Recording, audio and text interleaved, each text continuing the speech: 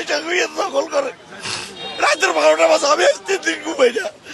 আমি বুড়া মানুষ রিটায়ার্ড, আমি 3 দিন ঘুমাই না। এত আইসা তো আমার আইসা তো এত সাধু আন্দা আমি তো হচ্ছে ইগারে লাত্তি মারি হালাই দিচ্ছে। বিএনপির লোকে বিএনপির গতি করতে আছে। আমি বিএনপি করি, বানুয়ার বিএনপির লোকেরা কিছু সন্ত্রাসী আসি আমার জায়গার মাঝে বেড়া দিছে রাত 2টা বাজে। আমি বিএনপি করি, আমি একটা ওয়ার্ড সহসভাপতি, আমরা দল করি, তার থেকে আমাদের কি অপরাধ হইলো? কে বা কারা করছে আপনারা কি দেখছেন?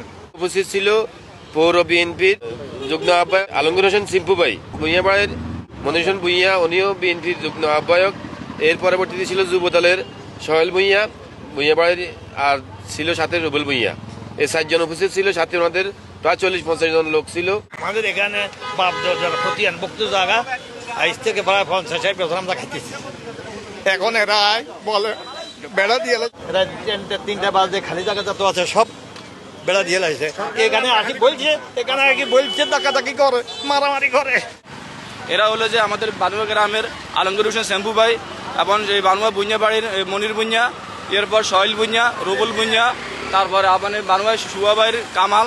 আমরা এদের কাছে আমরা অনেক করুণা বিরোধ করছি ভাই, এটা আমাদের বাপদাদার সম্পত্তির উপর আছি, আমাদের রুজি রুটি এটা আমরা আমাদের ফেটা লাথি মারিয়ে না।